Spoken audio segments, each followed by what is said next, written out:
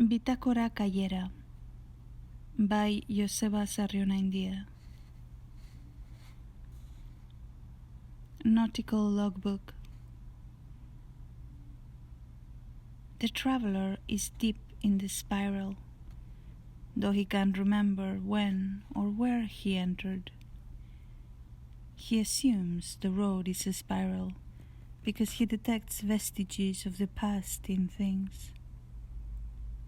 But the vestiges of the past aren't nice, they are terrifying. They indicate he is plunging towards the core. But is there a core? Or is he plunging outwards?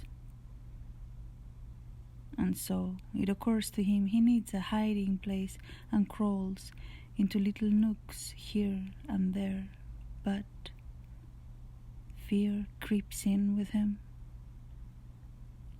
And so it occurs to him he is directionless and will get lost, and he could do with a thread in this labyrinth. But what will he tie the thread to? And so it occurs to him he must at least secure his memories, so he fills in his nautical logbook nightly come dusk.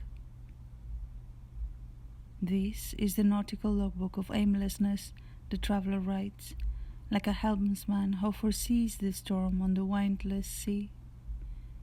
He writes about despair, not like a prophet, but like a madman, not for the gods, but for the marionettes.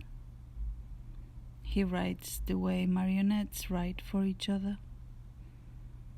And sometimes the traveler knows, other times he hasn't a clue, who he is, who all the people inside him are. Sometimes he thinks he's strolling through Europe, the way a fly draws circles around a naked woman's body.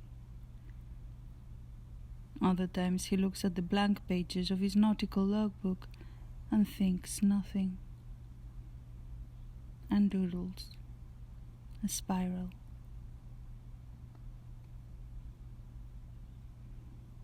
Nautical Logbook by Joseba Sarrionaindia, translated from the Basque by me, Amaia Gabantxo.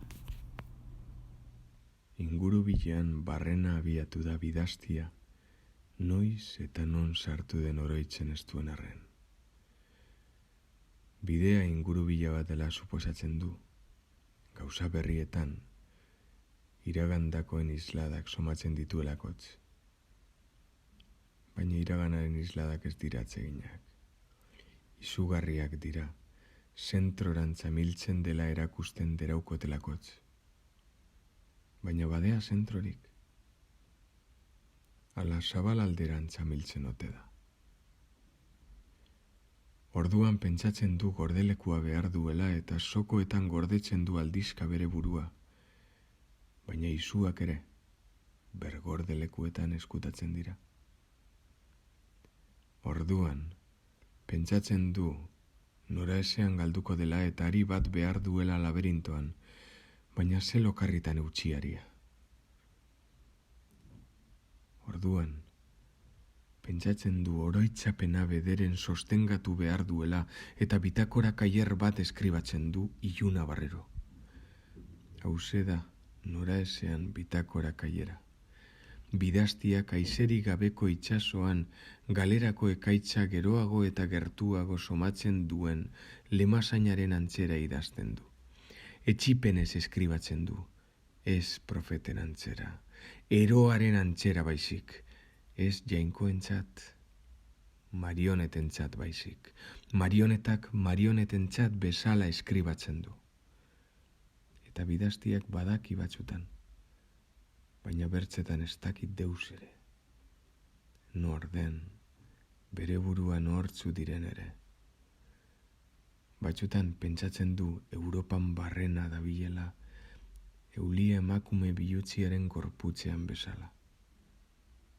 Bertzetan, bitakora kaiereko orrialde utzei begira geratzen da. Deus ere pentsatu gabe, edo ingurubilak marrasten.